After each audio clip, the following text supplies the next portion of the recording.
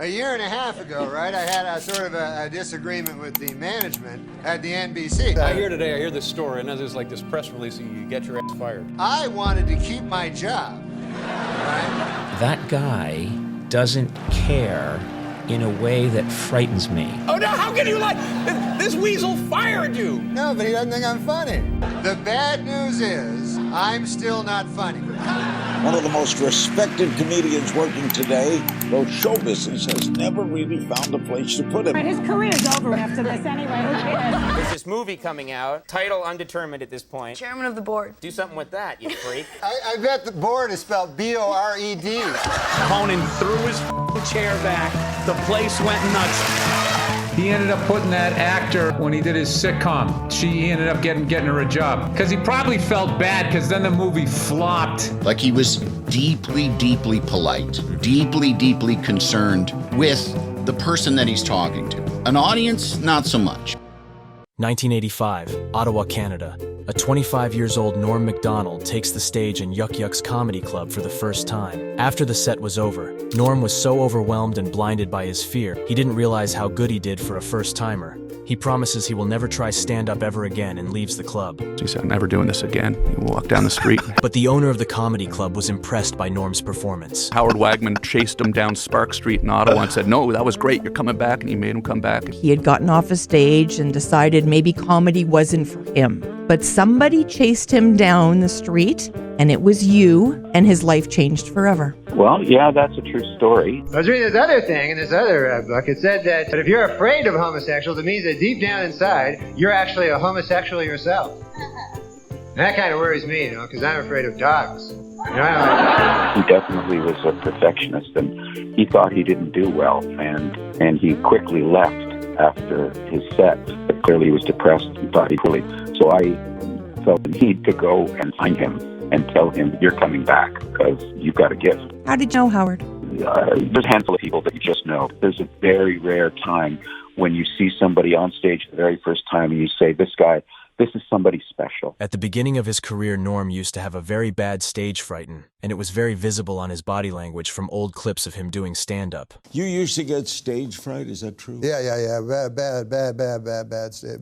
How'd you get over it? Norm's older brother, Neil Macdonald, said he once saw Norm hyperventilating in the bathroom before pulling himself together and delivering a great performance. I used to freeze with fear, and my voice would be normal, and then as soon as I got on stage, something happened to it. But he didn't need a stage-conquering physical performance to stand out from his peers. Back then, there wasn't a lot of people doing stand-up like Norm. Like, there wasn't this sort of angle of sort of this absurdity to it. It was more of a structured, down the middle way of doing stand-up back then, and so Norm was this sort of it was a curveball. Yeah, this sort of curveball, and we just couldn't get enough of it. By 1986, less than a year after he started his stand-up career on amateur nights, Norm appeared on Just for Laugh Comedy Festival in Montreal. This is an audio recording of a bit he did on the festival about Canadian Parliament television. Thank you very much. I do watch a lot of parliamentary television. I come from Ottawa. It's pretty exciting. I don't know. I go down, I watch Question Period, and I think that's a good name for it, Question Period, because there's never any answers. Because, these guys, Mulrooney, Turner, they're very evasive, these guys. They know how to skirt around the question. Every time they get a direct question, they know how to evade it. I was wondering if they were always like that, like even in grade school. The teacher would be going, Brian, could you tell us what 4 times 2 equals, please? Well, let me say, sir. Let me suggest to you that perhaps that's a question better put to my classmate, John. Where was he, sir? Where was he when we studied subtraction? And a lot of negative things were being said. Where was he? When I was in the trenches with the book, sir, where was my honorable classmate? Well, I have explained that I returned to private school for a short time. He also got named as one of this country's hottest comics by the Montreal Gazette the same year. But before capitalizing from these accomplishments, Norm was faced with cruel fate. He got diagnosed with gastrointestinal cancer, which threatened his life. It took him more than a year to get back to doing stand-up again. After returning to stand-up, he meets someone who helped him explore his interest and invent the theme of comedy Norm will be known for. Who's changed me in stand-up was Sam Kinison. I did stand-up, as you know, in Ottawa, and I was talking about stuff, and Sammy Kinison came, to Canada, and he wasn't famous or nothing. And he took a liking to me, and he took me across the country. It was the greatest time I ever had. I was doing stand-up when I began, strictly to get on television. So I go, what can I do about a cat or a dog? Or Sam said to me one time, he goes, you got good jokes, man. He goes, but I notice you talk about dogs and shit. Are you really interested in dogs? And I had, at the time, about a 25-minute bit on dogs. And I was like, no, I don't give a fuck about dogs. Right. And he said, well, why don't you just talk about what you're interested in? So from then on, it became death. Right. Death was the... But when I started out in stand-up, there wasn't no Canadian TV. You know, there wasn't nothing, or movies or nothing like that. So we did our stand-up, and then we would travel around. And thanks to this very nice man named Mark Breslin, who started Yuck Yucks, we got a chance to do stand-up. And but there was nothing that we were going for. There was only getting better at stand-up. Not long after, Norm moved to LA to push his stand-up career further. When I moved to Los Angeles, I started noticing, the first thing I noticed was, God damn, everybody's handsome. Like all the stand-ups were super handsome guys, which is not the case here, or it was not the case when I was here. And so I was like, that's weird. And then I realized they were only using stand-up as a springboard to other things, which I don't like. I just like stand-up for its own sake. I've only been on like 5 auditions in my life. All I ever want to do is stand-up, you know? Even before he moved to LA, Norm turned down an opportunity to be on Joan Rivers' show because all he wanted to do was stand up. You got a part on the Joan Rivers show and turned it down? Well, I was in Canada, and they said, fly down to LA and audition for Joan, you know? So I went down, and Joan and Edgar were there, and I did my little 5 minutes, and I'm a great stand-up, you know, so I knew I was gonna get it. So I got it, but then I just wanted to go to LA. There was no way I was gonna do anybody but Johnny Carson. Joan won't anoint you as a comedian. Jimmy Fallon won't anoint you. Seth Meyers won't anoint you. You know what I mean? Only Johnny could ever make a difference in a comedian's life. So, yeah, he was my dream. So he sets a goal for himself. When I went to LA, Johnny Carson was, he had 6 months to go, you know. Had already announced his retirement. Right. And Johnny Carson, as you know, used to be able to anoint comedians. So my idea was I was going to be the last comic to break on Carson, you know, getting invited over the couch, anointed, all that, you know. So I said, I'm going to be the last comedian to be anointed by Johnny Carson. While doing stand-up in a comedy club, he meets a talent scout for the Johnny Carson show. A Johnny Carson scout sees you in a club. He saw me and he said, at the time Jay Leno was doing Monday night guest hosting, and he said, you're more of a Jay comic. I'm like, what? I'm not a Johnny comic? He's like, nah, you're more of a Jay comic. I don't even know what that meant, but it didn't sound good. So I go, no, I think I'm a Johnny comic. That's what all my friends say, you know? And, he's like, even though his goal to make it to the Johnny Carson show before its end didn't work out, Norm made his television debut on Letterman May 9th, 1990. Our next guest has performed at clubs all over Canada and the United States, including the Improv in Los Angeles, and also Catch a Rising Star and Stand Up New York here in Manhattan. And now, making his network television debut, ladies and... Yeah, and I think that I actually watched you not watch your first Letterman on television. Is that possible? I'm thinking... No, I would know I would not watch it, that's for sure. And you were on your bed face down with your hands hiding your eyes for the entire time. Does that sound like a real thing? No, that would be me. I can't... The same year Norm lost his father, Percy Lloyd Macdonald, to a heart disease. Norm's comedy and personality are both hugely influenced by his father. You write in your memoir that your dad told great jokes. But my father was old when he had me. Yeah. He was, you know, he was a double generation older than I. You know, he had me when he was 50. And my dad was in World War II. He was a lot older than I. Well, obviously he was older than I was. He had me when he was an older fella, and he served in World War II, and he liberated Holland, you know, from the icy grip of that dork Hitler, you know. Yeah. So, dirt poor farmer, you know, couldn't be poor, went over to Holland, liberated the country. I grew up in rural Canada, very barren soil. It's only 108 people. 108? That's small. It's country, you know, it's really rural. And everybody was old, except me and my brothers. So everybody was like 50. All my dad's friends were 50. So I grew up with all the old guys, and so I took on a lot of their phrases and stuff like that. So sometimes, like my dad, I remember my dad would say, "She's no hell," and it was such a weirred phrase to me, but that meant she's nothing special. You know, she's not that pretty. You know, growing up in Quebec, I don't know a word of French because my dad would not let me learn. So Norm travels to Quebec City to attend Quebec High School, the only high school in Quebec that teaches in English. So we had our high school. There's almost no English people in Quebec. So our high school was only like 400 students in our whole high school. All the English kids in Quebec went to this one school, right? Called Quebec High School. And so then we had a football game every year, right? And we would play the best French team against us, you know? But we only had 400 kids in our school, so our team sucked, you know?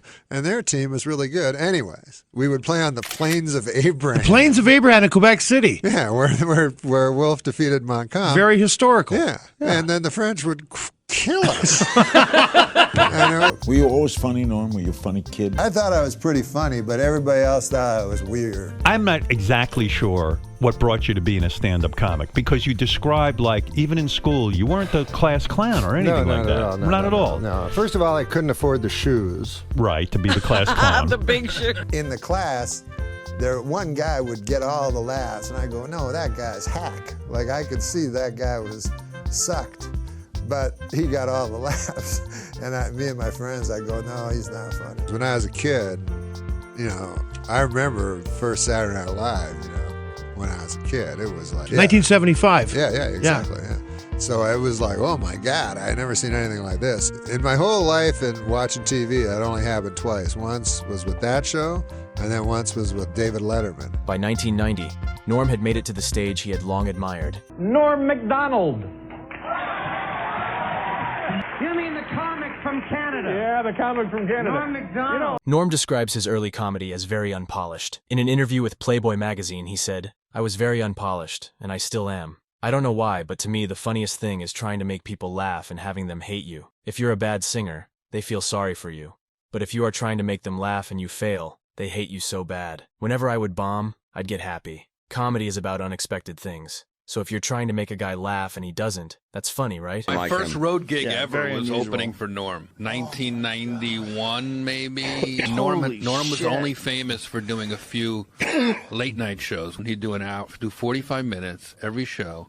He either destroyed or he got 0 laughs for 45 minutes. And whenever he got 0 laughs, he would stand by the door and say goodbye to people as they left. He would wait in the hallway to shake audience members' hands so that they had to see him again. They're leaving. He's like, "How you doing? Hi."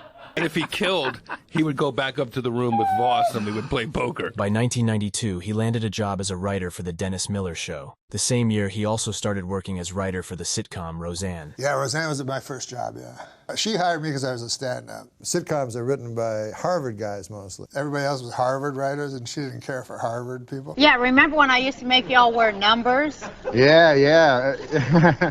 Yeah, Roseanne made us all wear numbers on our shirts so she wouldn't have to speak to us as human beings.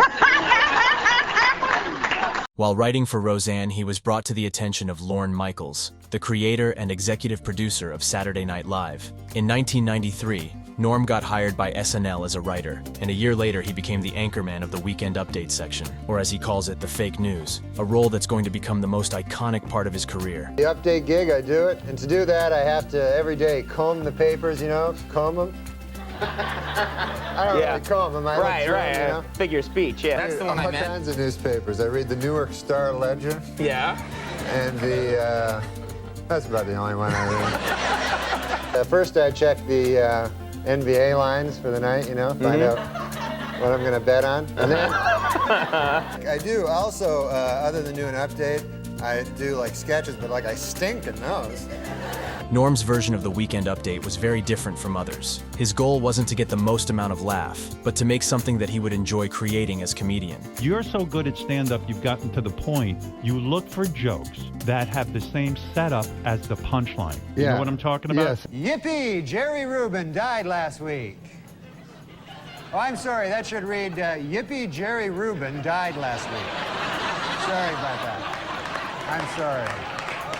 My mistake completely. And that is the perfect joke. Yeah, I love that. The setup is yippee, Jerry Rubin is dead. And the punchline is yippee, Jerry Rubin is dead. It's the same exact thing, yeah. You like that. I love that. That's your thing. It is, I love that. Especially, he didn't care about getting laughs from the studio audience at all, as he saw them as one of the characters on the show, but not a real audience. James Downey, the co-writer of Norm for Weekend Update, who Norm described as the funniest and the smartest guy at SNL, describes Norm's creative choices at the show as the following. There'd some giant hack joke that you knew would destroy, but it would be an embarrassing thing to do, and I could always say to Norm, this thing will kill, but you know it's tacky, and he wouldn't do it. Or I would say, this is brilliant, but there's not a chance it'll get a laugh from the audience, and he would do those. When you watch it now, you realize Norm just didn't care if it got a laugh. No. He had this seeming indifference about whether the crowd liked it or not. You're so aware of others' feelings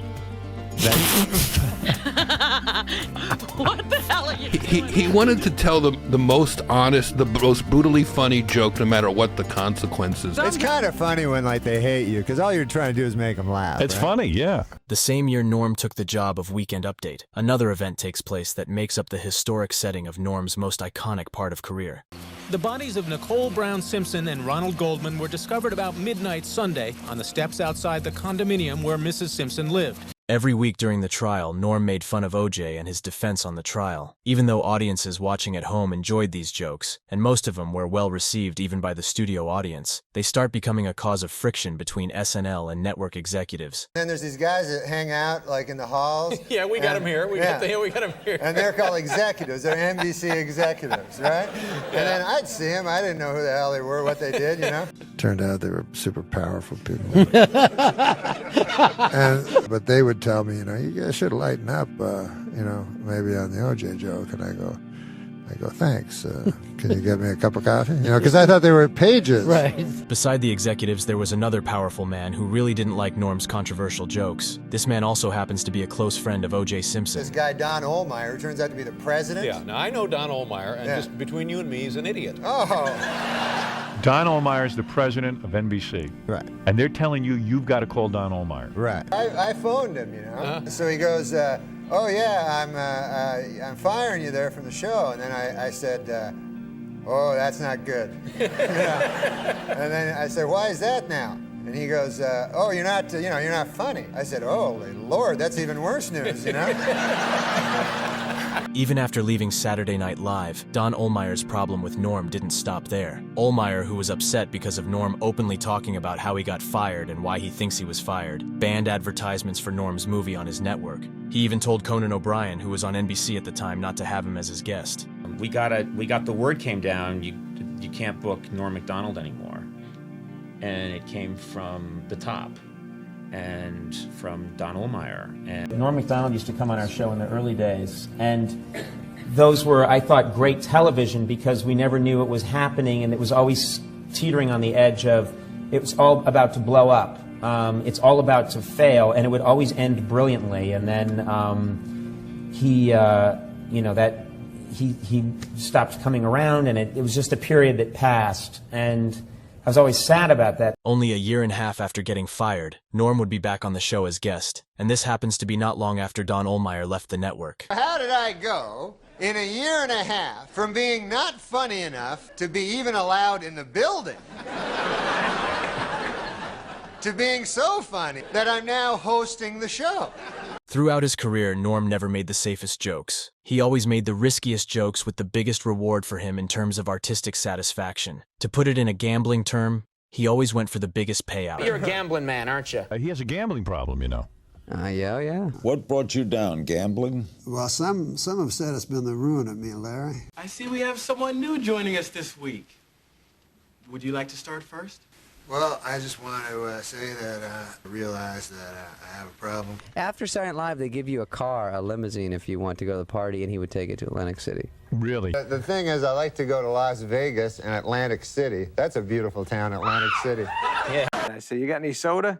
And I open up his fridge, and I swear to God, $25,000 worth of chips. Atlantic City chips are in his fridge. Your voice sounds different. Are you hoarse? I stayed up all night. You did. That's good. Why did you Thank do you. that? No, I was just playing cards and stuff. Oh, you're gambling again. Yeah. Did you lose? Did you lose? I don't know. What's this? He goes, oh, I won big. I won big on Friday. And I said, well, why did you cash it in, buddy? He goes, well, I brought it here so I could talk to Bernie Brillstein to see how I don't have to pay taxes on it. So I go, oh, and he goes, yeah, so I'm gonna bring it back Monday. And he told me no matter what, I gotta pay taxes. So, you know, it didn't work out. So Norm, are you going to gamble all your money away? Yeah. I think he's done it. So anyways, I see him at Saturday Night Live on Monday. I go, did you cash it in? He goes, I lost it all. I remember a psychiatrist once telling me that I gamble in order to escape the reality of life. And I told him that's why everyone does everything. But I've had plenty of wasted nights after losses, bigger losses, to consider the question more seriously. Because 3 times I've lost everything that I've ever had. Oh, it's painful to think about, but because now it would be nice to have the money. Yeah. Well, when you went broke, you had to make money again. Yeah, that's Why did true. you go back to gambling after you made money, knowing that you went broke? It's That's like insanity. Most people would think it's the wins that keep the gambler going, but any gambler knows this is not true. As you place your chips on the craps table, you feel anxiety and impatience. When the red dice hit the green felt with a thunk, and you're declared the winner, and the chips are pushed toward you, you feel relief. Relief is all, and relief is fine, but hardly what a man would give the whole rest of his life to gain. It has to be something else. And the best I have come up with is this. But it's just like any escape, I guess. Because I was never a drug or alcohol guy. But like when I watch a game and I have a bunch of money on it, then I can understand what's going on. Nothing's ambivalent or anything about it, you know. It is a particular moment, a magic moment, that occurs after the placing of a bet and before the result of that bet. It is when the dice are in the air, and as long as they are there, time stops. You're completely involved and you're completely escaped from your life. Yeah. Of the real fear. You know, I'd rather fear losing money in a football game than ruminate all fucking night about my upcoming show illness. Yeah. Death. Oh, that. Yeah. Throughout his career, it wasn't clear for fans why Norm had interest to joke about death much more than other comedians, to the point it became the theme he was known for by many. He even acted the voice of death on the Family Guy series. Yeah, man, which one is Peter Griffin? This is Peter Griffin. Hey, that's a good one. Do you think you think about death more than your average person? I'm scared of dying. I can't do any of that stuff because I can't drive cars. I can't do anything because I'm always afraid of dying. I don't know what the average person thinks. I think, it's always on their mind. Mm-hmm. You know what I mean? But I will ruminate about it, for long, long periods. Of course, to no purpose or to no avail. People didn't know why he was consumed by the thought of death, with the first one being when he was 26. Norm battled cancer 3 times in his life. Norm bravely won the first 2, and the last one famously ended in a draw.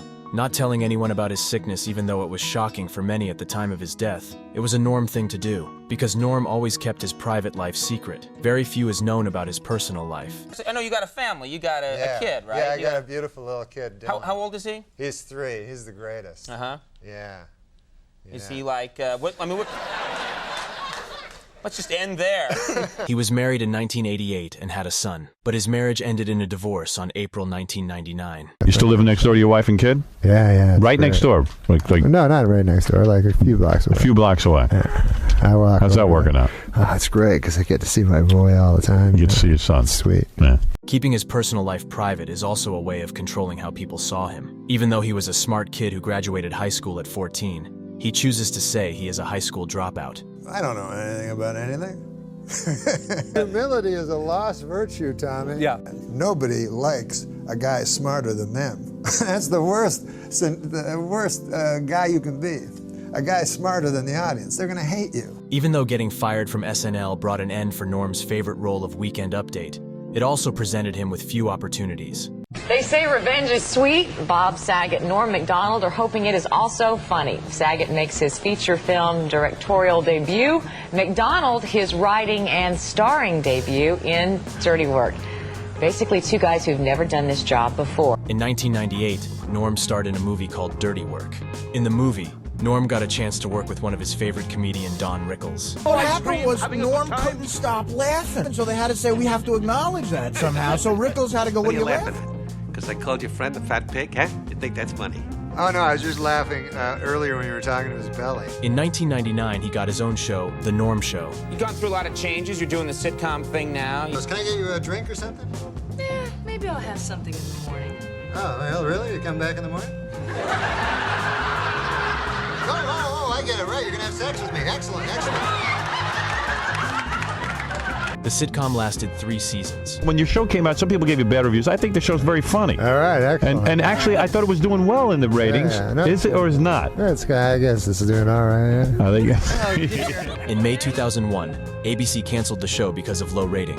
Norm's Hollywood works didn't get a good reception by the wider audience. Maybe it's because of his humor not being for everyone, or writers and directors didn't understand his humor well enough to put him in setting that would have made his talent shine. But when you said show business has never had a beat on you, it's true. Norm not taking acting seriously and making it a side gig didn't help either. This guy, Milos Forman. Yeah, he's a big director. So he saw me on Saturday Night Live, so he got the idea I was smart. Anyways, he goes, I put you in the movie, man. I need a guy to... And he was going to give me a big part. Right. So I was like, no, don't do that. Like, I can't act. And he's like, don't worry about it. I go, seriously, Milos, I don't want you to give me a big part. So he's like, what do you want? I go, just give me a small part. That'd be cool. So he made me a reporter, right, in this People versus Larry Flint. I am only really proud of stand-up. Everything else I've done has just been an accident that came from stand-up, you know. After his show got canceled, Norm made a lot of appearances on movies and TV shows, but Norm's return with a project that's personal to him would be by 2011, his stand-up special, Me Doing Stand-Up. See, in the old days, a man could just get sick and die, you know.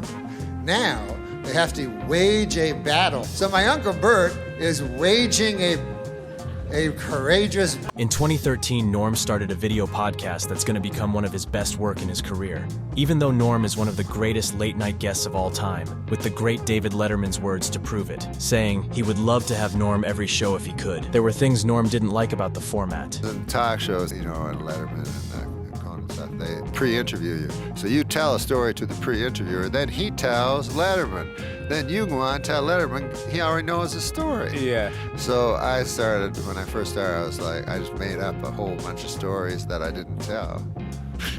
So I'd tell the pre-interviewer a bunch of stories. Then I get on Letterman, he'd ask me, and I'd tell him all different stories to surprise him, you know? So he wouldn't know the story. Norm had a chance to change everything he didn't like on late-night shows on his podcast. On the podcast, Norm's comedic genius was on display with no filter and script. It was unpredictable and hilarious. I have an oral fixation, my doctor tells me, which is not good. How did he know that?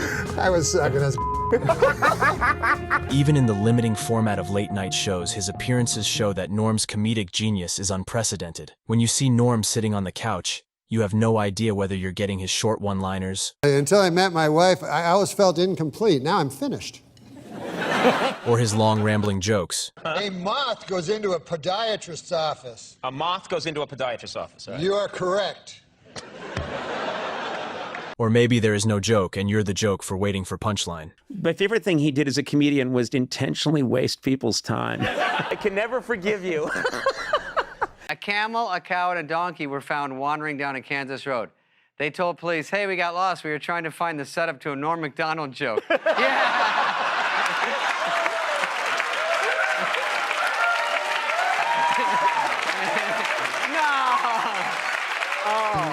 Norm Macdonald was a very unique voice in comedy. There was nobody like him before him that you can point at and say, he learned from him. And based on how difficult his style is to imitate, we can surely say there will never be another Norm Macdonald. He had the, I think, best word choice of maybe any comedian I've ever seen.